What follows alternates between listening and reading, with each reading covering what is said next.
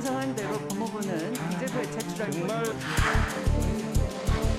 정밀하게 들여다보니까 당연히 되잖아.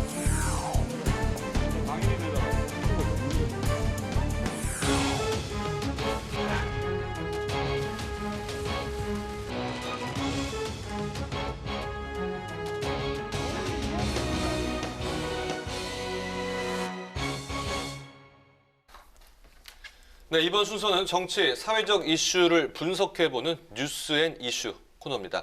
매주 수요일 함께하는 두 분이시죠. 최진봉 교수, 장성철 소장 나오셨습니다. 어서 오십시오. 안녕하세요. 어서 오세요. 안녕하세요. 네, 먼저 특수활동비 내용부터 알아보겠습니다. 추미애 법무부 장관과 윤석열 검찰총장의 갈등이 이제 특수활동비까지 이렇게 확대가 됐는데요. 이러다가 청와대, 국정원, 경찰까지 확대되는 것 아니냐, 이런 분석이 나오고 있습니다. 이 논란 어떻게 보십니까? 일단 처음에는 이제 검찰의 특활비 문제로 논란이 됐었죠. 추미애 장관이 그 얘기를 발언을 하는 바람에 논란이 됐었고, 아마도 추미애 장관이 어디서 이제 그런 얘기를 들은 것 같아요. 들어서 그걸 문제를 제기했는데, 실제 여야 의원들이 가서 또 이제 자체적으로 검증을 했었습니다. 물론 여야가 각각 다른 목소리를 내긴 했어요. 같은 서류를 보고도 다른 얘기를 냈는데, 어쨌든 이게 정치 쟁점화되는 것 자체가 저는 좀 부적절하다고 봅니다. 이걸 이렇게까지 끌고 간 문제인가 하는 생각은 들어요.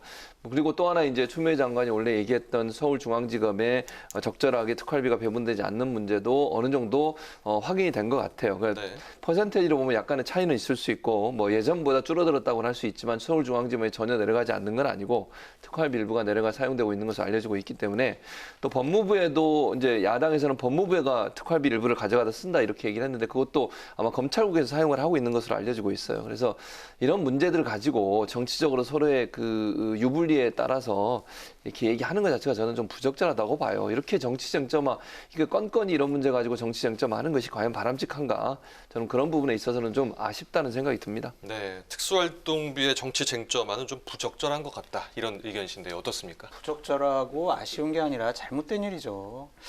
오직 그렇게 했으면 정세균 총리가 경박스럽다라고 얘기하시고 좀 점잖았으면 좋겠다 이렇게 얘기하셨잖아요. 특활비 문제는요, 건들면 여당에게 불리한 이슈입니다. 자기네들이 작년에 예산을 만들어가지고 정부 각 부처에다 특활비 줬잖아요. 국정원 특활비 7천억입니다. 국방부 특활비 1,800억입니다. 법무부에 들어가는 특활비 228억이에요. 경찰청 861억이에요. 전 부처에 있는 특활비를 합쳐보면요, 대략 1조 원대요. 이거는요, 영수증이 필요 없는 돈이거든요. 네. 이 돈 정말 추미애 장관 말 잘했는데 쌈짓돈입니다. 각 기관장들이 그냥 자기네들이 인심 쓰는 거예요. 명목상은 수사나 정보, 밝힐 수 없는 그런 기밀한 국정 운영에 사용하는 금액이다라고 했지만 결국에는 생색내기용입니다. 우리 국회에도 특활비 있었는데 국회는 다 없앴어요. 국회의장 특활비 있었고 각 상임위원장 600만 원 특활비 있었는데 그거 반으로 300만 원 줄여가지고 운영비로 업무 추진비로 영수증 꼭 첨부하게 이렇게 개혁을 했습니다. 왜 각 부처는 왜 그렇게 개혁을 못합니까? 이것도 국민의 소중한 세금입니다. 명확한 증빙자료 필요하고 투명하게 관리돼야 한다. 이번에 제도 개선이 필요하다라고 말씀드립니다. 네. 네, 특활비 의혹, 이 논란을 촉발한 추미애 장관에게도 오히려 부메랑처럼 돌아가고 있습니다. 오늘 추 장관이 소년원 방문 당시의 특활비 사용 의혹에 특활비도 업무 추진비도 아니다. 신문과 찌라시가 구별이 안 되는 세상이라면서 반박을 했는데요. 이 부분은 어떻게 보시는지요, 먼저 장 소장님? 그러니까 신문과 찌라시 이거를요, 특정 유력 언론을 찌라시 비유한 것도 상당히 추 장관 잘못했다는 생각이 들고요. 어제는 도대체 그럼 그 돈은 뭘로 사용했냐라고 했더니 법무부에서는 공식적으로 밝힐 수가 없다라고 했다가 오늘에서야 기간 운영 경비랑 직원들 불우이웃 성금을 모아가지고 간 거다라고 했어요. 근데 이것을 특활비로 사용하지 않았느냐라는 의심은 법무부가 그런 요인을 제기했어요. 왜냐하면 국회에다 자료 제출할 때 특활비라는 항목으로 해서 대략 50만 원 정도 햄버거 사는데 샀다라고 이렇게 얘기를 했는데 본인들이 잘못해놓고 왜 야당 의원들한테 뭐라고 합니까? 이것은요, 아무리 생각해도 쓸데없는 경박스러운 일이었다라고 생각이 듭니다. 네. 저는 언론의 문제라고 봐요. 언론이 사실관계를 확인하고 기사를 써야죠. 이게 지금 정확하게 확인도 안 된 걸 그냥 의혹 수준에서 그냥 막 쓰는 거잖아요. 이러다 보니까 국민들이 볼 때는 언론에 기사가 나가면 그게 사실로 오해할 수 있는 거 아니에요? 네네. 250만 원이든 얼마든 특활비로 활용된 게 아닌 걸 확인하고 정말 특활비로 확인됐다면 증거를 가지고 기사를 써야지. 기자들이 증거도 없이 근거도 없이 이런 기사를 쓰는 것 자체가 저는 큰 문제라고 생각해요. 그러니까 논란이 되는 거죠. 물론 나중에 밝히긴 했습니다. 기관 운영 변기하고 불이웃 돕기 성금 모은 거 그거 가지고 갔다 왔다고 그러잖아요. 그런데 마치 추 장관이 특활비를 사용한 것처럼 그렇게 기사를 써버리면 보는 독자들이나 시청자 입장에서는 그게 사실로 인식할 수 있는 오해를 불러일으킬 수 있어요. 기자는 팩트를 체크하고 그 팩트에 근거해서 기사를 쓰는 게 맞고 그것이 사회에 미치는 파장을 고려한다고 하면 사실관계 확인이 되기 전까지는 기사 쓰는 걸 좀 미뤄야 된다. 저는 그렇게 보니까 이런 부분에 있어서 물론 뭐 잘 밝혔냐 안 밝혔냐 이것도 논란이 될 수 있지만 너무 언론들이 앞서가면서 여러 가지 의혹을 부풀려서 그것이 나중에 아니더라도 아니면 말고식으로 끝나버리는 이런 행태도 바로잡아야 된다고 봅니다. 근데 이 부분은 제가 교수님께 대드는 건 아니고 사실관계는 이래요. 국회에서 국회의원이 그 당시 소년원 갔을 때 그러한 음식들은 무슨 경비로 사용을 했느냐라고 했을 때 법무부에서 공식적으로 특활비 얼마 이렇게 해가지고 자료를 국회의원실에 제출한 거예요. 네. 그거를 언론사에 넘겨줬고 언론사에서 쓴 건데 저는 오해를 불러일으킬 수 있는 행동을 한 것은 법무부였다. 처음부터 이렇게 얘기 왜 못해요? 기관 운영 경비고 성금 모은 거다라고 얘기했으면은 이런 불필요한 논쟁 없었잖아요. 그러니까 언론도 문제지만 법무부가 이런 오해를 불러일으키도록 여러 가지 부적절한 일을 했다라고 말씀드립니다. 근데 그게 법무부에서 그걸 받았더라도 기자가 한 번 법무부에 확인해 보면 돼요. 정말 이거 특활비 쓴 건 맞습니까라고. 확인 과정 없이 기사를 쓰니까 이런 기사가 나온다고 저는 보거든요. 그러니까 그런 부분도 재차 확인을 통해서 적절하게 확인된 내용에 대해서 기사를 써라. 그러지 않으면 혼란을 불러일으킬 수 있어요. 괜히 정치 쟁점하고 이런 부분들은 주의할 필요가 있다는 생각이 듭니다. 네, 어쨌든 언론에 문제가 더 있었다. 또 법무부에 오해를 불러일으킬 수 있는 소지가 있었다. 이렇게 정리를 해주셨는데요. 뭐 앞서도 말씀드렸지만 뭐 청와대, 뭐 국정원 이렇게 확대가 될 지금 상황에 놓이게 됐는데 이게 진짜 확전이 좀 될지 그리고 이걸 어떻게 좀 이 사안을 풀어가야 될지 한번 짚어주시죠. 기본적으로 저는 아까 장수찬 소장이 얘기했던 부분에 많은 부분 동의하지 않지만 하나 동의하는 것은 특활비 운영에 대해서는 제도를 바꿔야 된다고 봐요. 저도. 어떻게 좀 그러니까 업무 추진비라든지 아니면 명확하게 밝히 정말 국정원이나 정말 비밀리에 업무를 수행하는 기관이 아닌 이상은 네. 이걸 그렇게 특활비라고 해서 영수증 처리 없이 할 필요는 없다고 저는 보거든요. 앞으로도 마찬가지. 어느 정부가 들어오든 이게 뭐 이번 정부의 문제만 아니잖아요. 그 전에 정부들도 다 비슷하게 해왔어요 지금까지. 그런데 검찰이나 법무부가 과연 특활비를 그걸 비밀이란 표현보다도 영수증이 꼭 첨부하면 문제가 될 만한 사안이 그렇게 많을까? 저는 아니라고 보여져요. 예를 들면 국정원 국방부 같은 경우야 뭐 여러 가지 정보 차원에서 정보 보호 차원에서 그럴 필요가 있다고 생각이 들지만 다른 부서 같으면 일단 좀 많이 줄여야 되고 지금 계속 문재인 정부 들어와서 계속 줄였어요. 특활비 같은 경우도. 네. 그러니까 40% 정도 줄인 걸로 알려지고 있거든요. 근데 그 줄이는 것도 더 줄여서 나가야 되고 또 하나는 특활비가 정말 비밀을 유지해야 될 경우가 아닌 경우에는 가능한 한 사용이나 목적이나 내용이나 아니면 영수증도 첨부할 수 있도록 가는 쪽으로 가야 된다. 세금이 쓰여지는 건 투명성이 반드시 있어야 돼요. 그러니까 이거는 다시 한번 돌아보고 각 부처에 있는 특활비들이 제대로 활용되고 있는지 또 특활비라고 하지만 그 비밀에 관계없다고 하면 공개하는 쪽으로 가는 쪽으로 제도를 바꿀 필요가 있다. 저는 이렇게 생각합니다. 네. 기본적으로 국회 예를 따르면 될 것 같아요. 국회의장께서는 많은 금액을 특활비로 사용을 하셨었거든요. 그걸 어떻게 쓰셨냐면요. 원내대표들이 회담을 하다가 막 힘들어요. 그리고 원내대표들 막 밥도 많이 사줘야 되잖아요. 네. 그러면은 원내대표가 국회의장을 찾아갑니다.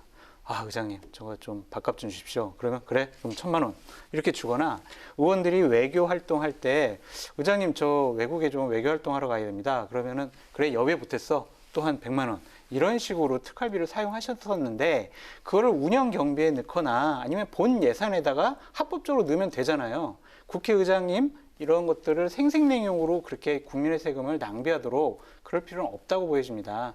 결론적으로 어쨌든 교수님께서 말씀 잘 해주셨듯이 국정원이나 경찰이나 이런 쪽은 특활비가 필요한 부분들은 그대로 내비두고 나머지 부분들은 점차적으로 많이 축소해 나가는 것이 옳다라고 생각이 듭니다.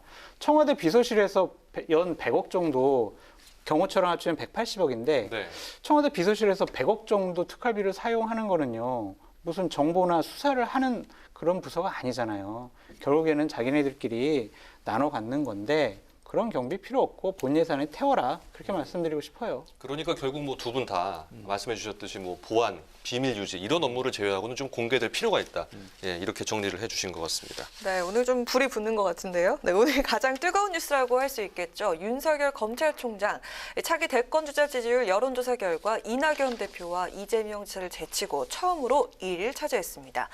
때릴수록 오른다라는 정치권의 말이 실제로 입증이 된 걸까요? 먼저 장 소장님 어떻게 보십니까? 저는 기본적으로 야권의 구심점으로 자리를 잡아가고 있다라고 보여집니다. 기본적으로 저는 이건 눈덩이 효과라고 말씀드리고 싶은데 이 여론조사 지지율 더 높아질 가능성이 더 높아요. 아, 그렇게 보십니까? 네, 왜냐하면은 지금 세부적으로 우리가 판단을 해보면 네. 부산, 울산, 경남에서 30.4%가 나왔고 대구, 경북에서 27.3%가 나왔는데 이것이 정권 교체를 윤석열을 통해서 하자라는 여론이 확산이 되면 이 지역에서 여론이 높아질 수가 있어요. 네. 그러면은 전반적인 지지율이 높아질 것 같고 저는 많은 분들이 오늘 이 여론조사를 가지고 분석을 했지만 제가 되게 중점 들여 보는 게 뭐냐면 국민의힘의 정당 지지율보다 윤석열 후보 총장의 개인 지지율이 대략 4% 이상 높아요. 그것도 중요한데 대구, 경북을 제외하고 7군데 권역에서 지지율이 전반적으로 국민의힘보다 높습니다. 이것은요, 국민의힘이 상당히 심각하게 자신들의 위기감을 한번 정말 절실하게 생각을 해봐야 될 것 같고 민주당 같은 경우도 마찬가지예요. 이재명, 이낙연 이 두 분은요, 지금 지지율이 박스권에 갇혀 있어요. 그러니까 더 이상 지지율이 올라가지가 않아요. 외연 확장이 안 되는 거죠. 이렇게 되면 본생 경쟁력에 상당히 의구심을 받을 수가 있다. 이것은 여야 모두에게 주는 국민의 경고다라고 네. 보여집니다. 여야 모두 위기다. 그렇죠. 그렇게 표현해 볼 수가 있을 텐데요. 어떻습니까? 뭐 저는 일단 윤석열 총장의 지지율이 이렇게 갑자기 올라간 것은 두 가지 이유라고 봐요. 첫째는 이제 법무부 장관과 충돌되는 양상이 계속 빚어지면서 여론의 주목을 많이 받게 되죠. 그러니까 주목도라든지 아니면 인지도를 상승할 수 있는 다양한 조건들이 형성돼 있어요. 그러다 보니까 윤 총장에 대한 관심이 높아졌다는 부분. 그 다음에 이제 현재 야권에서 뚜렷하게 드러나는 야권 후보가 없어요. 지금 상황에서. 그런 상황에서 야권의 소위 보수 진영이라든지 아니면 중도층에서 야권을 지지하는 사람들 입장에서는 누군가를 지지를 해야 되겠는데 그게 대안으로 지금 윤석열 총장이 떠오르고 있는 거죠. 그러니까 뚜렷하게 드러나는 이재명, 예컨대 여권 같은 이재명, 그다음에 이낙연 이 두 분이라고 하는 분이 있기 때문에 거기에 표가 갈 수 있지만 야권에 지지하거나 보수층에 있는 분들 같은 경우 지지자가 없기 때문에 윤석열 총장을 대안으로 생각해 지지하는 거다. 그래서 그런 부분이 결국은 전체적으로 끌어올리는 중요한 요소가 됐다고 봐요. 그래서 이 현상이 계속 갈 거냐 하는 부분은 조금 지켜봐야 된다. 왜냐하면 김종인 비대위원장이나 주호영 원내대표 같은 경우에는 윤석열 총장을 국민의힘의 후보로 생각하지 않고 있어요, 아직까지. 네. 그리고 이 부분이 나중에 그럼 국민의힘 내에 있는 잠재적인 어떤 잠룡이라고 소위 얘기하는 대권 후보군도 계속 견제를 할 겁니다. 그리고 내부적으로도 윤석열 총장에 대해서 반대하는 목소리를 갖고 계신 분도 있고요. 그래서 국민의힘과 실제적으로 함께 갈 거냐 하는 부분은 아직까지 모르는 상황이에요. 그래서 이 지지율이라고 하는 것은 지금 현재 윤석열 총장이 여러 언론에 자주 노출이 되고 그다음에 야권을 지지하는 분들 입장에서는 지지할 대상이 없어서 올라가고 있기 때문에 이게 어느 정도 계속될지는 야권의 정치 지형과 연관돼서 영향을 받을 가능성이 있다. 왜냐하면 여권 같은 경우는 지금 표가 두 개로 나눠지는 거잖아요. 네네. 왜냐하면 1대1 구도로 가면 어떻게 될지 몰라요. 지금 상황에서는. 그러니까 그런 여러 가지 요소들이 있기 때문에 지금 현재 윤석열 총장한테 이런 1등이라고 하는 지지율이 나온 것이 계속 갈지는 조금 지켜봐야 될 것 같습니다. 제가 이제 교수님 말씀에 조금 덧붙이고 싶은 게 뭐냐면은 네. 국민의힘 쪽에서 윤석열 총장의 거리두기 하는 거는요. 보호의 측면이 많다고 봐요. 보호요? 예, 견제나 뭐 이것을 뭐 우리 사람 아니야 이런 식으로 거리두기가 아니라 아니 윤석열 총장이 국민의힘 야권의 대선 후보라고 하면 그거를 야권에서 인정하게 되면요. 추미애 장관이나 여당에서 윤석열 총장 당신 정치적인 행위를 하고 있잖아. 정치할 거면 나가. 이러한 정치적인 공격에 빌미를 제공하게 돼요. 일부러 거리를 그렇죠. 두는 일부러 거겠군요. 보호하는 저렇게 거리 두면서 대선 후보, 잠재적인 대선 후보를 보호하는 측면도 있다라고 말씀드립니다. 네. 네. 참 어쨌든 그 현역 검찰총장이 이렇게 대선 후보 선호도에서 이렇게 여론조사에서 높은 지지율을 기록한 건 좀 처음인 것 같은데요. 예. 그래서 그런지 이제 추미애 장관 그 대권 지지율 1위로 총장이 등극을 했으니까 차라리 사퇴를 하고 정치를 해라. 이런 발언을 했습니다.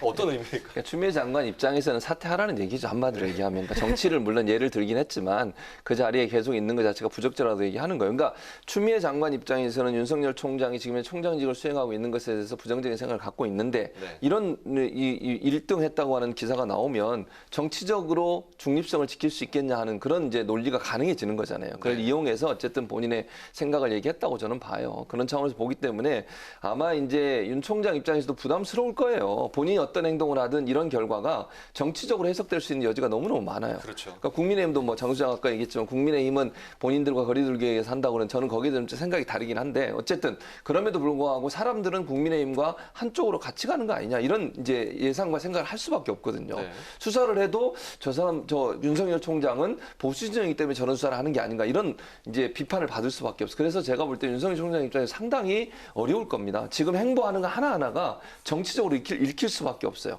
이런 지금 지지율 1위의 결과도 나왔죠. 그다음에 여러 가지 지금 현 여권과 대척점에 서 있죠. 이러다 보니까 윤 총장의 행동 하나하나 말 하나하나가 본인의 의도와 관계없이 보는 사람 입장에서나 여권에서 봤을 때는 정치적 행위로 보여질 수 있어서 제가 볼 때는 운신의 폭이 더 줄어들 가능성도 있지 않나는 생각이 듭니다. 저는 한동안 윤석열 총장의 인기는 올라갈 거라고 봐요. 왜냐하면 국민들의 눈높이에 맞는 얘기를 많이 하고 있거든요. 국민의 검찰이 되라.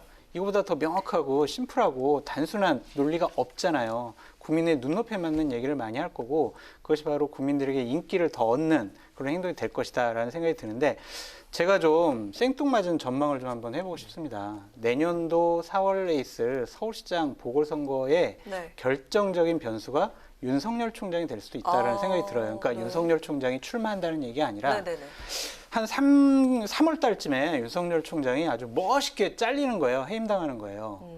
그렇게 됐을 경우에 윤석열 총장이 야권의 서울시장 후보의 지원을 유세를 하면서 이 정부, 이 정권의 불공정한, 부정의한 이런 것들을 같이 외치면서 한번 대중정초인으로서 거듭날 수 있는 그런 기회를 스스로 만들어 간다면 서울시장 선거에 상당한 변수가 될 것 같다라는 생각이 듭니다. 근데 전제 조건은 어쨌든 윤석열 총장이 정권으로부터 이제 쫓겨나듯이 모양새 있는 그런 모양새를 취해야 된다라고 보여집니다. 유세까지 지금 전망을 해주셨는데요. 아니 왜냐하면 저는 정치를 할 거라고 생각을 하기 때문에. 예, 이건 한 말씀 또 반론 그러니까 있으실 장 것 같은데요. 소장의 생각은 장 소장 생각이고 저는 일단 이렇게 생각해요.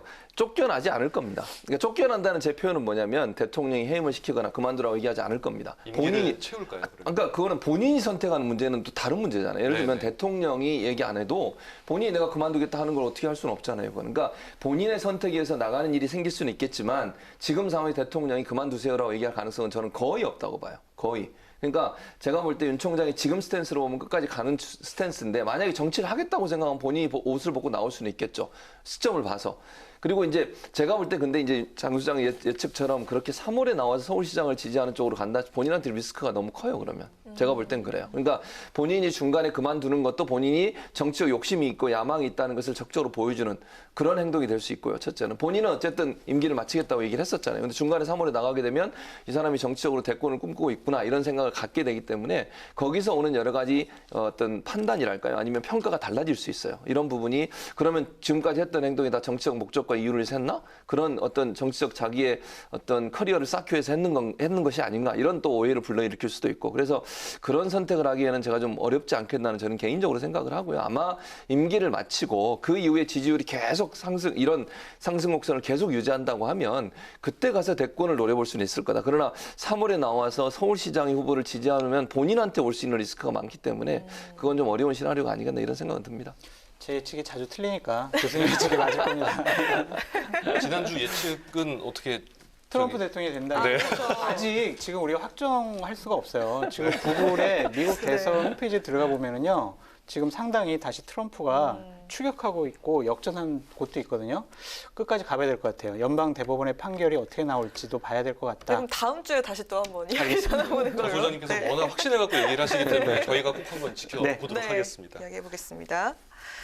자, 다음 질문으로 넘어가서요. 이 윤석열 급부상에 의해서 여당은 당혹스러워하면서도 일시적인 현상으로 평가절하하고 있는 상태고요. 야당은 정권 견제론이라고 해석을 하면서도 장외주자라는 점이 딜레마이자 리스크인데요. 여야의 속사정이 어떤지 궁금합니다. 먼저 이 최 교수님 어떻게 보십니까? 일단 이제 여권에서도 물론 윤석열 총장이 자꾸 부상하는 것이 그렇게 좋은 모습, 좋게 느껴지지 않죠. 당연히 여당 입장은 견제 심리가 작용할 수밖에 없고 윤석열 총장이 저렇게 자꾸 상승을 하게 되면 지지율이 본인이 그러니까 윤석열 총장을 이렇게 뭐 때린다고 표현할까요? 아니면 비판하는 것들이 상당히 이 부작용으로 나올 가능성이 있어요. 근데 그런 부분에 대한 여권에서는 딜레마가 있을 수 있다는 생각이 들고 네. 야권도 사실은 국민의힘 아까 제가 말씀드렸지만 장외예요. 본인 지금 국민의힘에 들어온 것도 아니고 제가 볼 때 윤석열 총장이 국민의힘에 들어갈 거다. 그것도 저는 아직 의문이라고 생각해요. 차라리 저는 대권에 나간다고 하면 제 그냥 개인적인 생각은 윤석열 총장이 만약 대권에 출마한다는 가정하에 말씀을 드리면 정계개편이 일어날 가능성이 저는 더 크다고 봐요.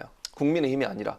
그러니까 신당을 창당하고 중도 세력까지 아우르는 어떤 정계개편을 통해서 본인의 입지를 강조하지 지금 있는 국민의힘에 들어간다는 것 자체는 상당히 어려움이 있고요. 첫째는 또 국민의힘을 지지하고 있는 일부 극우 세력은 윤석열 총장에 대해서 좋지 않은 감정을 갖고 있어요. 그게 탄핵과 연관돼 있는 거예요. 박근혜 전 대통령 탄핵과 일정 부분 연관돼 있고 적폐청산이라고 하는 거와 연관돼 있기 때문에 거기에 대한 부정적인 생각을 갖고 있는 분들이 분명히 있어요. 그 반발 세력이 있기 때문에 윤 총장이 제가 볼 때 대권에 나온다고 하면 국민의힘에 들어가기보다는 새로운 판을 짜서 갈 가능성이 있다. 그래서 국민의힘 입장에서도 좀 거리를 두고 보면서 지금 현재야 야권의 어떤 대선 주자가 없는 상황에서 윤석열 총장의 지지율이 올라가면서 또 정권과 각을 세우는 모습을 통해서 여권이 이익을 보는 부분이 있으니까 지지를 하지만 네. 대권판에 가면 약간 셈법이 달라질 수도 있다 이런 생각이 듭니다. 동의하십니까? 그 전반적으로 동의해요. 여당은 이낙연, 이재명만 잘 관리하면은 우리가 경선을 아주 멋있게 국민의 관심을 받아서 치르고 바로 그 힘을 받아서 대선까지 우리가 정권 재창출하겠다라고 생각을 했는데 결정적인 변수가 나타났으니 상당히 당황스러울 거예요. 그러니까 지금 또 집중 포화를 하잖아요. 네. 그만둬라. 넌 정치검찰총장 아니냐.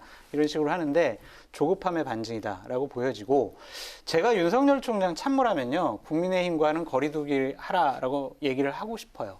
지금 민심이 윤석열 총장을 띄웠잖아요. 어느 특정 진영에 있기 때문에 대선 후보 지지율이 1등 나온 게 아니잖아요.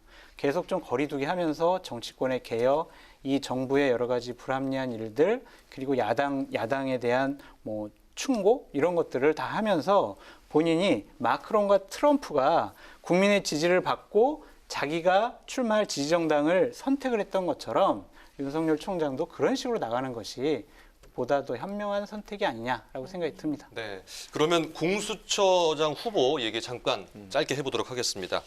앞서 저희가 리포트에서도 전해드렸었는데요. 지금 10명으로 줄었지 않습니까, 네. 후보가. 그런데 여야는 뭐 상대 쪽 그 추천 후보에게 좀 불만족스러운 것 같은데 어떻게 보십니까? 저는 일단 두 사람은 부적절하다고 봐요. 여야 추천 한 명씩. 그러니까 첫째는 석동현 변호사죠. 네. 그분 같은 경우에는 사실은 공수처가 필요하지 않다, 괴물이다 이렇게까지 얘기했던 그런 분을 예. 어떻게 공수처장에 추천을 합니까? 저는 정말 부적절하다고 생각해요. 그런 발언을 했던 사람이라면 공수처장을 추천하면 안 되는 거죠, 후보로. 또 그분이 예전에 집회, 광화문에 있었던 집회, 거기에 예. 나가서 또 발언도 하신 분이에요. 네. 이 공수처장은 중립성이 정말 중요합니다. 정치적 중립성이. 그런 정치적 중립성이 중요한 자리에 앉을 사람을 이런 분으로 추천했다. 이건 정말 국민의힘이 잘못된 선택이라고 생각이 들어요. 두 번째, 최강욱 지금 현재 누구죠? 대표. 네. 예. 대표의 변호인이 지금 민주당이 추천한 추천위원 중에 한 명이 돼 있어요. 그분도 저는 부적절하다고 생각해요. 네. 그래서 이렇게 기본적으로 정치적 편향성이 드러날 수 있는 그런 분들이 공수처장 후보로 추천되는 건 저는 부적절하다고 봅니다. 공수처장이 이렇게 논란이 많은데 여기에 정치적 성향이 어떻게 드러나는 분이 오게 되면요. 그거 자체가 공수처 출범이 엄청난 부담이 될 수밖에 없어요. 그래서 저는 정치적 중립성이 확보될 수 있는 인사가 돼야 된다. 그런 차원에서 본다고 하면 국민의힘이든 민주당이든 그런 후보들이 좀 제어하고 추천했어야 되는데 그런 부분이 되지 않은 부분이 좀 아쉽게 느껴지는 부분입니다. 네. 큰 틀에서는 공감하실 것 같은데. 네, 공감해요. 근데 초대 공수처장 이 상징성이 엄청나게 크지 않습니까? 그런데 현재 나와 있는 분들은 너무 좀 정파적인 부분들이 많다라는 생각이 들어요. 공수처장으로서 상대 진영이나 상대 당이 그래 우리가 참 반대하고 싶은데 저분이면은 우리가 도저히 반대를 못하겠다. 그럴 정도의 네. 인사를 각 당에서 추천을 했어야 하는데 너무 안이하게 접근한 것이 아니냐라는 생각이 듭니다. 교수님 말씀처럼 누구나 인정할 수 있고 여당도 야당도 인정하고 국민들도 저 정도면 됐다. 그러한 분을 다시 추천을 해야지 현재 이 상태대로 서로 추천 위원들을 좁혀서 논의하면은요 다 안 될 가능성이 높아요. 중립성이 제일 중요하겠네요. 예, 야당이 2명이 반대하면 어쨌든 안 되잖아요. 네. 여당은 야당이 추천한 사람을 무조건 안 받을 네. 거고 그렇기 때문에 이 부분은 처음부터 제로 베이스에서 다시 추천하고 다시 알아봐라. 그렇게 말씀드리고 싶습니다. 네, 여야가 그래서 변협이나 법원 행정처가 추천할 인사 중에서 최종 2인이 낙점될 거라는 관측이 나오는데 각자 짧게 전망을 해주신다면요? 지금 그 말씀이 저는 맞을 거라고 봐요. 그러니까 여야가 추천한 인물들은 제가 볼 때 제외될 가능성이 있습니다. 왜냐하면 야당이 비토권을 갖고 있기 때문에 야당이 협조 없이는 추천을 할 수가 없어요, 2명을. 그런 상황이라고 하면 국민의힘이든 민주당이 추천한 분들은 정치적으로 일단 어느 정도 문제가 편향됐다고 보기 때문에 제가 볼 때 양측에서 다 반대할 거고 그러면 아마 변협이나 아니면 대부분의 추천한 분들 중에 한 분이 되지 않을까 그렇게 예상이 됩니다. 저는 이 두 분들도 안 될 것 같고 기본적으로 중량감과 권위가 있는 분을 새롭게 알아봐야 된다는 생각이 들어요. 아예 새롭게요? 네, 네. 공수처 처음 출범하면은요 수사 대상을 놓고 상당히 여야끼리 싸울 거고 언론에서도 지적이 많을 겁니다. 그것을 한꺼번에 잠재울 수 있는 거는요. 공수처장의 권위예요. 그렇게 국민들이 권위를 부여할 수 있는 그러한 훌륭한 분을 다시 추천해라라고 말씀드리고 싶습니다. 네, 네. 공수처 과연 이번 달 안에 출범할 수 있을지 아니면 연기가 될지 좀 지켜봐야겠습니다. 지금까지 최진봉 성공회대 교수, 장성철 공감과 논쟁 정책센터 소장 함께했습니다. 오늘 말씀 감사합니다. 고맙습니다. 감사합니다.